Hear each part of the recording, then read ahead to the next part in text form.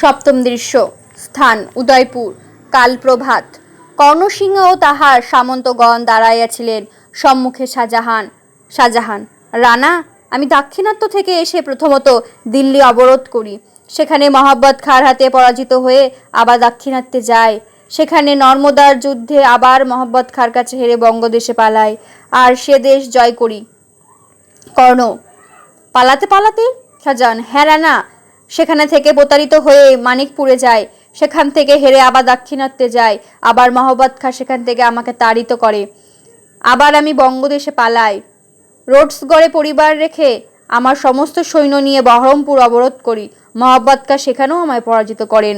কর্ণ, আশ্চর্য আপনার ক্ষমতা শাহজাদা। শাহজাহান, বরং বলুন রানা, আশ্চর্য মহাব্বত খাঁর যুদ্ধ কৌশল। কর্ণ, সেই মহাব্বত খাঁর বিপক্ষে আপনি এতদিন ধরে যুদ্ধ করেছেন, সেই আশ্চর্য। শাহজাহান, তার কারণ আমি সম্মুখ যুদ্ধ বড় কম করেছি, নর্মদা যুদ্ধে পরাস্ত হওয়ার পর বন্য যুদ্ধ আরম্ভ করি, তাতেও পরাজিত হয়ে শেষে আবার সম্মুখ যুদ্ধ করি, কিন্তু শেষ ক্ষেপে আমি আমার সব হারিয়েছি, আর তাই আমি আজ নিরুপায় হয়ে মেবারের রানার আশ্রয় ভিক্ষা করতে এসেছি। কর্ণ, উদার চরিত শাহজাহানকে মেবার তার শেষ রক্তবিন্দু দিয়ে রক্ষা করবে। তোমাদের কি মত সামন্তগণ? সামন্তগণ, রানার যে মত আমাদেরও সেই মত। কর্ণ, দেশের জন্য প্রাণ দেওয়া মহৎ কাজ, কিন্তু ধর্মের জন্য প্রাণ দেওয়ার চেয়ে মহৎ আর কিছুই নাই। আশ্রিতকে প্রাণ দিয়ে রক্ষা করা ক্ষাত্র ধর্ম। কি বলো সামন্তগণ? সামন্তগণ, অবশ্য। কর্ণ, শাহজাদা শাহজাহান, আপনি নিশ্চিন্ত থাকুন, মেবার তার সর্বস্ব দিয়ে আপনাকে রক্ষা করবে। শাহজাদা, মেবার আজ আর সে মেবার নাই, আজ মেবার সর্বশান্ত হতবীর্য। মেবারের আজ দুর্দিন, কিন্তু দুর্দিনও মেবার যতদিন মেবারের একজন রাজপুত আছে ততদিন শাহজাদা নিরাপদ। শাহজাহান, যদি সাম্রাজ্ঞীর সৈন্য মেবার আক্রমণ করে? কর্ণ, শাহজাদা, বলছি যে মেবার তার শেষ রক্তবিন্দু দিয়ে আশ্রিতকে রক্ষা করবে। ভাই ভীমসিংহ, মেবারের যত যোদ্ধা আছে প্রস্তুত হতে আজ্ঞা দাও, শাহজাদার জন্য সম্রাটের সঙ্গে যুদ্ধ করবার জন্য প্রস্তুত হও, সৈন্য সাজাও। অষ্টম দৃশ্য। স্থান নূরজাহানের দরবার কক্ষ। কাল প্রভাত। নূরজাহান, কি বিশ্বাসঘাতকতা! পরাজিত মোগলের করদাই মেবারের রানা কর্ণসিংহ আমাদের বিপক্ষে যুদ্ধ করেন, বিদ্রোহ শাহজাহানের পক্ষ হয়ে। মহাব্বত, তিনি বলেন যে আশ্রিতকে পরিত্যাগ করা ক্ষাত্র ধর্ম নয়। জাহাঙ্গীর, মহাব্বত খাঁ, তোমার শির যে আমরা মোহিত হয়েছি, তুমি রানা সৈন্যের সঙ্গে এই কাশীর যুদ্ধে শাহজাহানকে পরাজিত করে তাদের সিংহাসন রক্ষা করেছ, তুমি আমার পুত্র ফিরিয়ে দিয়েছ। মহাব্বত খাঁ শির ঈষৎ নত করিয়া সাধুবাদ গ্রহণ করিলেন। নূরজাহান, তোমায় আমরা ধন্যবাদ দিই সেনাপতি। মহাব্বত পুনর্বাদ শির নত করিলেন। জাহাঙ্গীর, যাও মহাব্বত, কুমার শাহজাহানকে সসম্মানে এখানে নিয়ে এসো, আমরা আজ মন্ত্রী ওমরাহ সৈন্য অধ্যক্ষ সম্মুখে তাকে অভ্যর্থনা করতে চাই। মহাব্বত বাহির হইয়া গেলেন। নূরজাহান, সম্রাট, এই শাহজাহানকে আদরে অভ্যর্থনা করাই উচিত, কিন্তু একেবারে বিনা বিচারে তাকে অব্যাহতি দেওয়া অসঙ্গত। সে যাই হোক, সে বিদ্রোহী।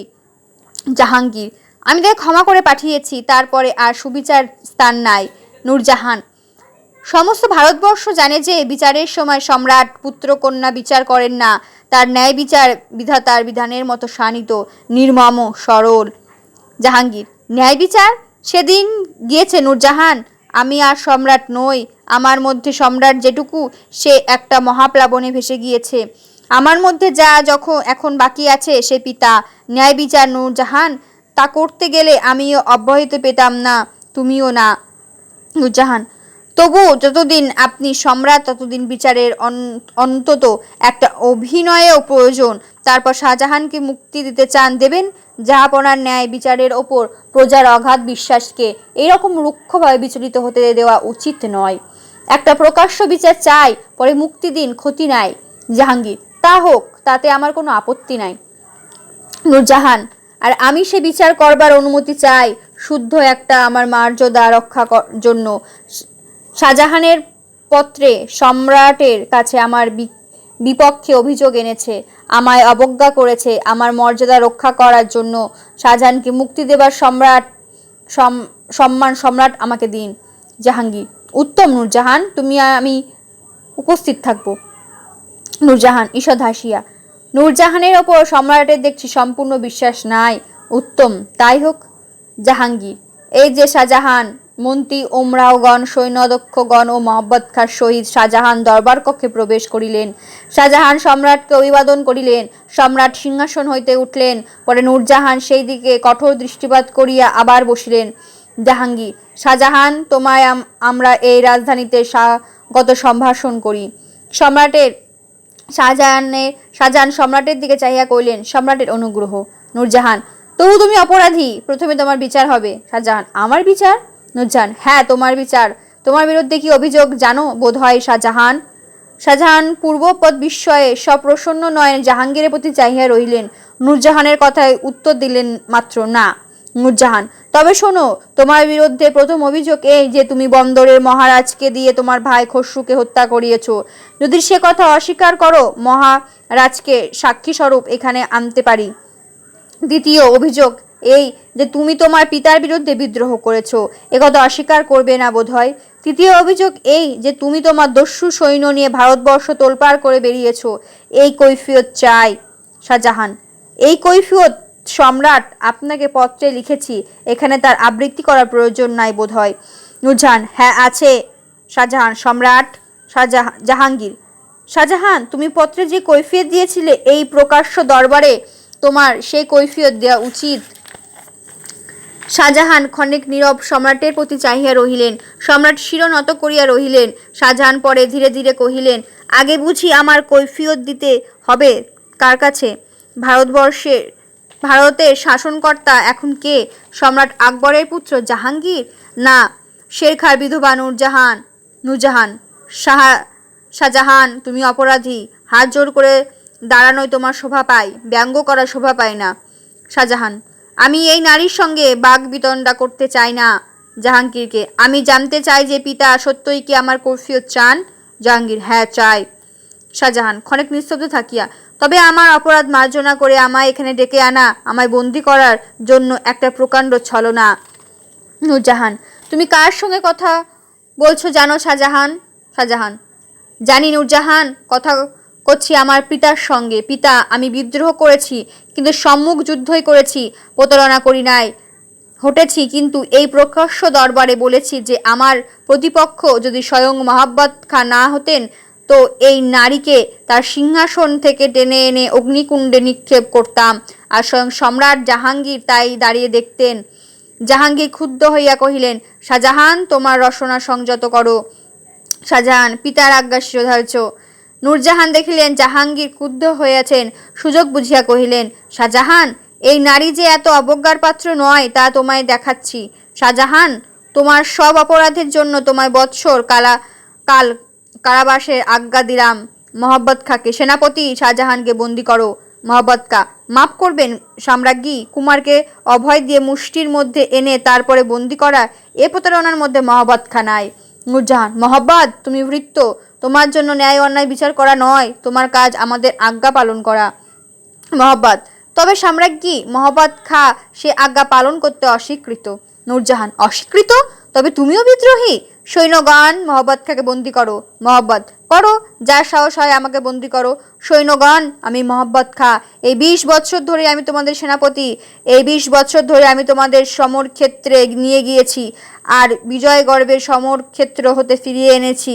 যার ইচ্ছা হয় এই সাম্রাজ্ঞীর আজ্ঞায় আমায় বন্দি করো। সকলে নিস্তব্ধ রহিল। নূরজাহান, কি কারো সাধ্য নাই? মহব্বত যখন জাহাঙ্গীরকে কহিলেন, সম্রাট বাঁধুন, কোনো কথা কহিব না, হাতায় আজ্ঞা দিলেন। জাহাঙ্গীর, মহব্বত খাঁ, তোমার বাধাবাদ শৃঙ্খল আজও তৈরি হয়নি, যাও মহব্বত, আমি তোমায় মার্জনা করলাম। নূরজাহান দাঁড়াইয়া উঠিয়া কহিলেন, কখনো না। সাম্রাজ্ঞী নূরজাহান এ সমুদ্রে হয় ডুববে, না হয় বক্ষপদতলে দলিত হয়ে চলে যাবে, সে তার তরঙ্গ ইতস্তত বিক্ষিপ্ত হতে বেঁচে থাকবে না। মহব্বত খাঁকে বন্দি করবার সাধ্য কারো না থাক, আমি স্বয়ং তাকে বন্দি করব। দেখি ভারত সাম্রাজ্ঞী নূরজাহানকে বাধা দেয় সে কার সাধ্য কার। এই বলিয়া সিংহাসন হতে লাফাইয়া পড়িলেন। ততক্ষণ নৈপথ্যে হইতে লয়লা দরবারের কক্ষে ঝম্প দিয়া প্রবেশ করিয়া কহিলেন, সে সাধ্য আমার। সকলে স্তম্ভিত হইয়া রহিলেন। লয়লা, সম্রাট সিংহাসনে পঙ্গুর মতো বসে সাম্রাজ্ঞী স্বেচ্ছাচার নির্বিকারভাবে দেখছেন। পুরুষ এত দূর অধোগতি, ধিক। পরে শাহজাহানের দিকে চাহিয়া কহিলেন, শাহজাদা, স্বয়ং সম্রাট তোমায় ক্ষমা করেছেন, তুমি মুক্ত। মহব্বত খা, তুমি মহব্বত খার মতনই কাজ করেছ, যাও, তুমি মুক্ত। সম্রাট আজ্ঞা দিয়েছেন। আর নূরজাহান? সাম্রাজ্ঞী, আমি এই প্রকাশ্য দরবারে তোমাকে কুমার খসরু হত্যার জন্য অভিযোগ করি, সাধ্য হয়তো অস্বীকার করো। দুজনের সবার মধ্যে দুই ব্যাঘ্রীর মতো পরস্পরের দিকে জলাময়ী দৃষ্টিতে চাহিয়া রহিলেন। যবনিকাপত্তন। চতুর্থ অঙ্ক, প্রথম দৃশ্য। স্থান মন্ত্রী আশাপের বহিঃবাটি। কাল প্রভাত। রাজসভাগণ বসিয়া কথোপকথন করিতেছিলেন। প্রথম সভাসদ, দেখলে? দ্বিতীয় সভাসদ, কি? প্রথম সভাসদ, যা বলেছিলাম তা হলো কি না? দ্বিতীয় সভাসদ, কি বলেছিলে? প্রথম সভাসদ, বলেছিলাম যে সম্রাট সাম্রাজ্যের দিকে পাশ ফিরেছেন, শীঘ্রই পশ্চাৎ ফিরবেন। তৃতীয় সভাসদ, মেরুদেশের যে রকম শুনতে পাওয়া যায়, সে সূর্যদেব যখন অস্তে যান 6 মাসের জন্য যান। আমাদের সম্রাট এখন কিছুকালের জন্য রাজকার্য থেকে অবসর নিয়েছেন। প্রথম সভাসদ, হ্যাঁ, এখন এটা প্রকৃতপক্ষে নূরজাহানের রাজত্বকাল। তৃতীয় সভাসদ, যাই বলো, সাম্রাজ্ঞী রাজ্য, আমরা এরকম সুখে আছি। প্রথম সভাসদ, সুখে আছি? কি রকম? দ্বিতীয় সভাসদ, এই দেশে দিবারাত্রি নৃত্য গীত সুরার স্রোত বয়ে চলেছে। চতুর্থ সভাসদ, স্রোতে বড় একটা যায় আসে না, যদি এই স্রোতের ওপরে মাঝে মাঝে না ঢেউ উঠত। দ্বিতীয় সভাসদ, কি রকম? চতুর্থ সভাসদ, এই সেদিন হুকুম বেরোলো যে সম্রাটের অনুমতি ভিন্ন কোনো সভাসদ মদ খেতে পাবে না, আর তিনি যদি আজ্ঞা করেন তো সকলেই মদ খেতে হবে। তৃতীয় সভাসদ, এই সব মাটি করেছে ওই বন্দরে রাজা আসছে। দ্বিতীয় সভাসদ, ওই রাজাই খসরুকে হত্যা করেছে না? প্রথম সভাসদ, হ্যাঁ, পাষণ্ড। চতুর্থ সভাসদ, আমাদের আসরটা সব ভেস্তে দিলে। দ্বিতীয় সভাসদ, আমরা আশ্চর্যই বোধ হয় যে সম্রাটের পুত্র হত্যা করেও বেটা বেঁচে আছে। চতুর্থ সভাসদ, শুধু বেঁচে আছে, বাড়ছে, এর মধ্যদেশটা দেখছো না? তৃতীয় সভাসদ, বেটা রাজা থেকে মহারাজ হয়েছে। চতুর্থ সভাসদ, হবেন না, উনি যে এখন শিব ছেড়ে দুর্গার ধ্যানে বসেছেন, এর ওপর সাম্রাজ্ঞীর কৃপাদৃষ্টি পড়েছে। দ্বিতীয় সভাসদ, আচ্ছা, ওই রাজা সম্রাটের পুত্র হত্যা করলে আর সম্রাট তাকে কিছু বললে না? চতুর্থ সভাসদ, ওহে হুসেন, তুমি বরং কিন্তু নিশ্চয় রাজনীতি কিছুই বোঝো না। তৃতীয় সভাসদ, ও কৃষ্ণদাস, তুমি যে সব ক্রিয়া বিশেষণগুলো এক নিঃশ্বাসে বলে ফেললে। বন্দরে রাজার প্রবেশ। তৃতীয় সভাসদ, মহারাজের জয় হোক। রাজা, হে হে হে, মহাশয়দের অনুগ্রহ। তৃতীয় সভাসদ, মহারাজ যে খসরুকে হত্যা করে মহারাজ খেতাব পেয়েছেন, সেটা আমার আদাবেই ভুলতে পারছি না, দেখেছেন মহারাজ। চতুর্থ সভাসদ, রাজা থেকে একেবারে মহারাজ, কি লাফটাই দিয়েছে, বাদরের রাজার উপযুক্ত লাফ। অন্য সভাসদদিগকে বলেছিলাম ও মহারাজ হবে। রাজা, হে হে হে। প্রথম সভাসদ, আবার পাক খাচ্ছ কেন? পাক খাচ্ছে দেখো, ও কি ঘৃণ্য। দ্বিতীয় সভাসদ, ঠিক কেনুইয়ের মতো। চতুর্থ সভাসদ, এই মাটি বেশ দিয়েছ হুসেন। তৃতীয় সভাসদ, কুমার শাহজাহান বললেন যে খসরুকে হত্যা করে আপনি তার যে কি উপকার করেছিলেন, নিজের ভাইয়েরও অমন করে না। রাজা, হে হে, তো তা এমনই কি, সামান্য কর্তব্য মাত্র। প্রথম সভাসদ, কর্তব্য মাত্র? পাষণ্ড, তোমাকে দেখাচ্ছি বলিয়া সহসা উঠিয়া তাহাকে পদাঘাত করিলেন। অন্য সকলে, কি করো বলিয়া ছাড়াইয়া দিলেন। বন্দররাজ, বড় লেগেছে। প্রথম সভাসদ, বড় লেগেছে? বেটার আস্পর্ধা, আবার বড় লেগেছে। চতুর্থ সভাসদ, হ্যাঁ, আস্পর্ধাই বটে। ওহে করিম, আমার বড় একটা গান আছে, না গিয়ে থাকতে পারছি না, শোনো। প্রথম সভাসদ, রেখে দাও তোমার গান, আমি একবার রাজার প্রতি কঠোর দৃষ্টিপাত। চতুর্থ সভাসদ, আরে শোনো। পলায়নোদ্যত রাজাকে ধরিয়া, শুনে যান মহারাজ। গীত, আমি যদি পিঠে তোর ওই লাথি একটা মারি রাগে, তোর ওই আস্পর্ধা বড়, পিঠে তোর ব্যথা লাগে, আমার পায়ে লাগালো সেটা কিছুই বুঝি নয়ক বেটা। নিজের জ্বালায় নিজে মরিস, নিজের কথায় ভাবিস আগে। লাথি যদি না খাবি তো জন্মেছিলি কিসের জন্য? আমি যদি না মারি তো মেরে সেটা যাবে অন্য। আমার লাথি খেয়ে কাদা ন্যাকামি নয়, শুয়োরের গাধা। দেখেছি যে তোর পিঠের চামড়া ভরে গেছে জুতোর দাগে, আমার সেটা অনুগ্রহ। যদি লাথি মেরেই থাকি, লাথি যদি না মারতাম তো না মারতেও পারতাম নাকি। লাথি খেয়ে ওরে চাষা, বরং রে তোর উচিত হাসা, যে তোর কথাও মাঝে তবু আমার মনে জাগে। বরং উচিত আগে আমার পায়ে হাত তোর বুলিয়ে দেওয়া, পরে ধীরে ধীরে নিজের পিঠের দাগটা মুছে নেওয়া, পরে বলা ভক্তি ভরে প্রভু অনুগ্রহ ভরে, পশ্চাতে মেরেছ একবার মারো দেখি পুরো ভাগে, দেখি সেটা কেমন লাগে। এই বলে চতুর্থ সভাসদ রাজাকে যেন পদাঘাত করিতে উদ্যত হইবেন এইভাবে তাহার প্রতি ধাবমান হইলেন। রাজা এক লম্ফ দিয়া পলায়ন করিলেন। তৃতীয় সভাসদ, বেশ লাফ দিয়েছে, বাদরের রাজার কাছে চালাকি। দ্বিতীয় সভাসদ, এখন নিজের গদ্দান বাঁচাও, জানো এই সাম্রাজ্ঞীর জীব। প্রথম সভাসদ, ওকে মেরে আমি নিজে গর্দান নিতে শিকার আছি, বেটা পাষণ্ড বন্য শৃগাল। চতুর্থ সভাসদ, না না, বন্য শৃগাল নয়, এটা কেনুই। কি উপমাটাই দিয়েছ হুসেন, একেবারে ঠিক কেনুই। দ্বিতীয় সভাসদ, ওই যে মন্ত্রী মহাশয় আসছেন, আসেপের প্রবেশ। চতুর্থ সভাসদ, কি মন্ত্রী মশাই, বাদশাহ আজ কি কিছু নতুন হুকুম জারি করেছেন? আসফ, হ্যাঁ করেছেন। বাদশাহের হুকুম যে আপনারা আজ রাত্রে সবাই মদ খান আর ফুর্তি করুন। চতুর্থ সভাসদ, শোভন আল্লাহ, এই হুকুমটা মানে আছে বেশ বোঝা যাচ্ছে। আসফ, কিন্তু? চতুর্থ সভাসদ, দেখো এর মধ্যে যদি কিছু কিন্তু ঢোকাও তো চেঁচাবো। আসফ, কিন্তুটা এর ভেতরে নয়, এর বাইরে। প্রথম সভাসদ, সে কিন্তুটা কি? আসফ, সে কিন্তুটা আপনারা কিন্তু পছন্দ করবেন না বোধ হয়, সে বেশ একটু কিন্তু। তৃতীয় সভাসদ, কীরকম? চতুর্থ সভাসদ, কিন্তু না এবং। তৃতীয় সভাসদ, বলে ফেলো কিন্তুটা, ঝেড়ে কোপ মারো, ঘাড় পেতে আছি। আসফ, তবে শুনুন কিন্তুটা, সম্রাট নিজে কান বিধিয়েছেন আর কুণ্ডল পড়েছেন আর হুকুম দিয়েছেন যে সব সভাসদদের কান বেঁধাতে হবে আর কুণ্ডল পড়তে হবে, নইলে সবাই যাবার আপনাদের অনুমতি নেই। দ্বিতীয় সভাসদ, সে কি রকম? আসফ, কি রকম আবার ওই রকম? দ্বিতীয় সভাসদ, না না, তামাশা না আসফ, তামাশা। আসফ, তবে দেখুন এই তার আজ্ঞাপত্র দেখালেন। প্রথম সভাসদ, এই নেও, বলেছিলাম না সম্রাট এমন অপদার্থ না হলে এই পাষণ্ড মহারাজ হয়। দ্বিতীয় সভাসদ, তাই তো। চতুর্থ সভাসদ, এ তো ভারী গোলেমেলে ব্যাপার হলো দেখছি। আমরা যদি কান বিধিয়ে মাকড়ি পড়তে শুরু করি তাহলে বাড়ির মধ্যেরা কি করবেন? দ্বিতীয় সভাসদ, কানে কলম গুজবেন বোধ হয়। প্রথম সভাসদ, সে হুকুমও কবে বেরোবে দেখো না। দ্বিতীয় সভাসদ, না, এক হচ্ছে তার হুকুম। তৃতীয় সভাসদ, তা আর কি হবে, চলো কান বেঁধানো যাক। সম্রাটের আজ্ঞা যখন। প্রথম সভাসদ, কখনো নয়, আমার বিদ্রোহ করব, কৃতদাসরায় কান বেঁধাবে, বেজায়ে অপমান। চতুর্থ সভাসদ, যা ইচ্ছে তাই। দ্বিতীয় সভাসদ, তাই তো। আসফ, কি করবেন ঠিক করলেন, কান বিধাবেন না বিদ্রোহ করবেন? প্রথম সভাসদ, তুমি ঠাট্টা করছো, সম্রাটের মন্ত্রী হয়ে একেবারে। তৃতীয় সভাসদ, হ্যাঁ মন্ত্রী হয়েছ, তাও সম্রাটের শালত্বের জোরে। আমিও যদি সম্রাটের শালা হতাম। আসফ, হতে কতক্ষণ?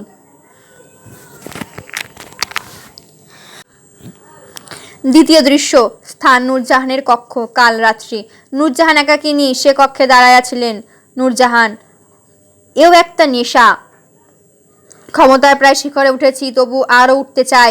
কিন্তু নূরজাহান, সাবধান, তুমি আজ সেই শিখরের কিনারায় দাঁড়িয়েছ, সাবধান। তাই বা কেন?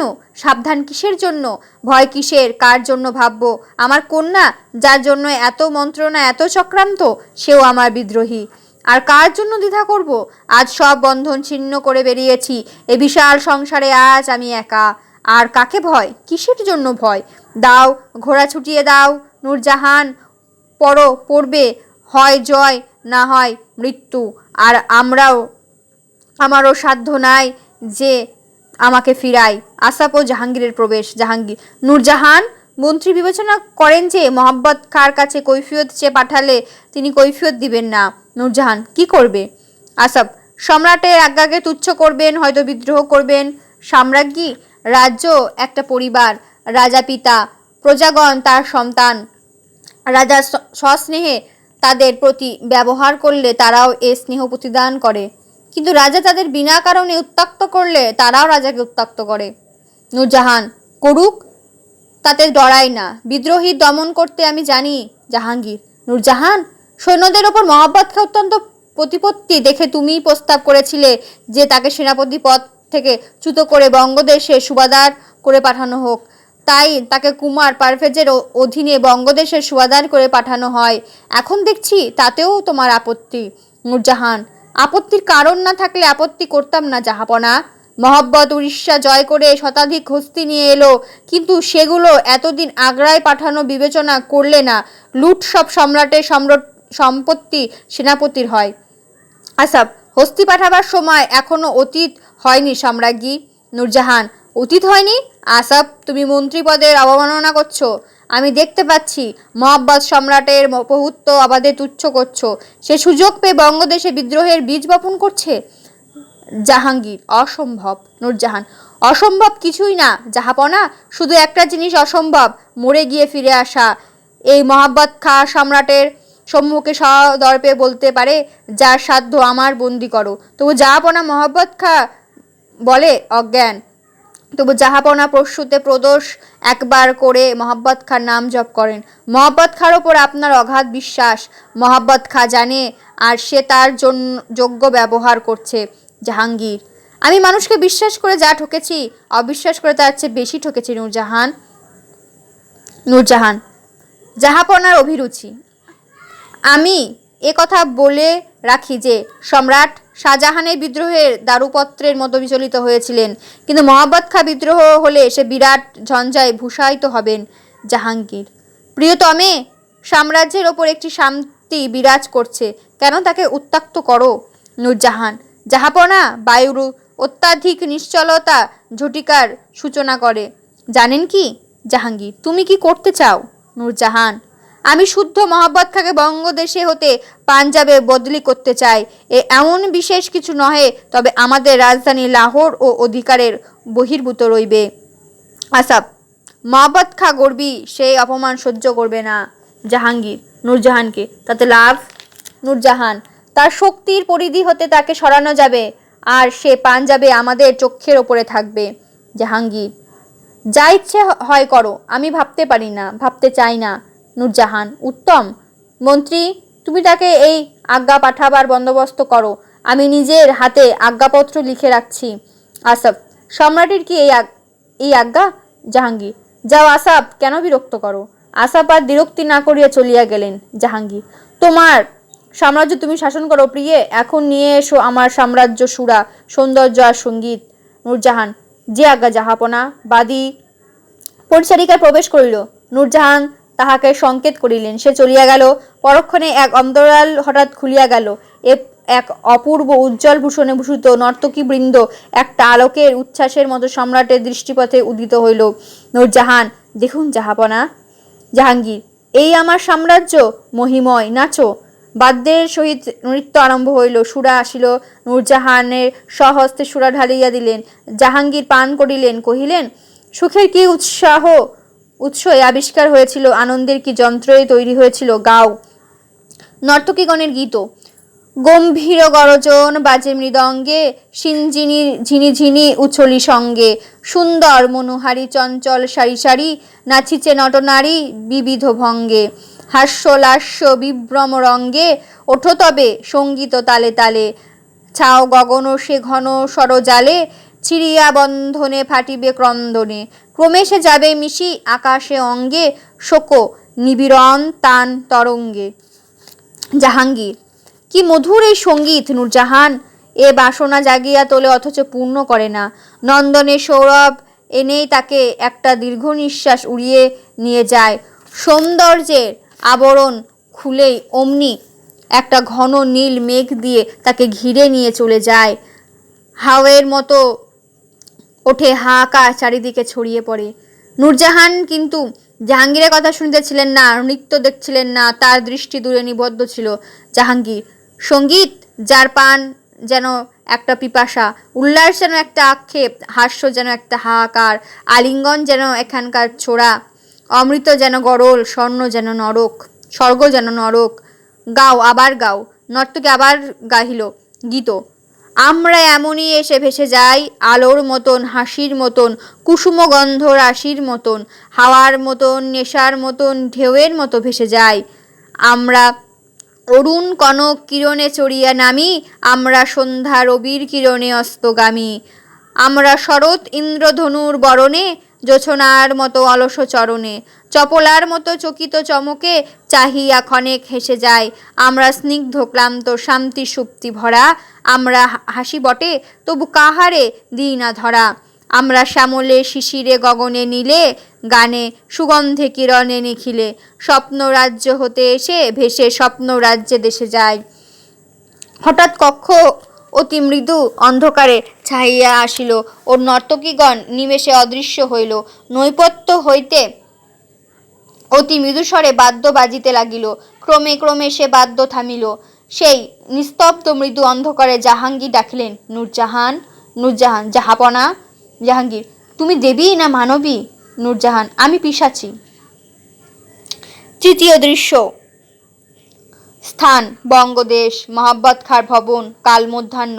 মহাব্বত খাঁ বেড়াইতে বেড়াইতে ভাবিতেছিলেন, মহাব্বত সাগর সিংহের পুত্র, রানা প্রতাপ সিংহের ভ্রাতুষ্পুত্র আমি মহাব্বত খাঁ। বিধর্মী মুঘলের দাস। বিধর্মী হয়েছিলাম প্রথম যৌবনে উচ্চাশায় উন্মাদনায়, প্রভুত্বে রাজ সম্মানের লোভে। সে প্রভুত্ব সে সম্মান আমি পেয়েছিলাম। আমি মোগলের সেনাপতি হয়েছিলাম। মোগল সেনানী আমার মানত, যেন আমি তাদের সূর্য, যেন আমার শক্তি একটা দৈব শক্তি, যেন আমার কার্য ঈশ্বরের প্রেরণা। সম্রাজ্ঞী নূরজাহান আমায় তাই ভয় করেন, তাই তিনি আমার সেনাপতি পদচ্যুত করে বঙ্গদেশের সুবাদার করে পাঠিয়েছেন। এই প্রভুত্ব আমি পেয়েছিলাম, কিন্তু কই কিছু পেলাম কি? দেশ ধর্ম ছেড়ে স্নেহের বন্ধন ছিন্ন করে কেন্দ্রচ্যুত হয়ে উদ্ভ্রান্ত ধূমকেতুর মতো ছুটেছি। কোথায়? নিজের ইস্পত্তি স্বর্গলোভেও বুঝি সুখ নাই। পরের জন্য, ভাইয়ের জন্য না খাটলে বুঝি সুখ অপূর্ণ রয়ে যায়, একটা অসীম আকাঙ্ক্ষায় রয়ে যায়। এই যে শাহজাদা পারভেজের প্রবেশ। মহাব্বত, বন্দে কি শাহজাদা পারভেজ। মহাব্বত খাঁ, পিতা তোমার ওপর অত্যন্ত বিরক্ত হয়েছেন, আর বঙ্গদেশের সুবা হতে চ্যুত করে তোমার পাঞ্জাবের শাসনকর্তা করেছেন। মহাব্বত, সে কি পাঞ্জাবে? পারভেজ, হ্যাঁ পাঞ্জাবে, তবে লাহোর তোমার অধিকারের বাহিরে রইবে। মহাব্বত, সে কি কারণ? পারভেজ, কারণ আমার কিছু লেখেননি। ও চিঠি তোমায় দেখতে দিয়ে আমার আপত্তি নাই। এই দেখো। পত্র দেখাইলেন। মহাব্বত পত্র পড়িয়া কহিলেন, আশ্চর্য শাহজাদা, এর কোনো কারণ অনুমান করেছেন কি? পারভেজ, না। আদাব মহাব্বত খাঁ বলিয়া পারভেজ চলিয়া গেলেন। মহাব্বত, বুঝেছি, এও সেই নারী। আমায় সেনাপতি পদচ্যুত করে আমার সমর শিষ্য পারভেজের অধীন কর্মচারী করেও তার প্রতিহিংসা প্রবৃত্তি চরিতার্থ হয়নি। তিনি আমাকে ধাপে ধাপে নামিয়ে নিতে চান। নূরজাহান, উচ্চাশার বিষ তোমার মাথায় উঠেছে। নিজেই পুড়ে মরবার জন্য তোমার চারিদিকে তুমি আগুন জ্বালাচ্ছ, নিজের হাতে নিজের কবর তৈরি করছো। তোমার বিনাশ বহুদূর নয়।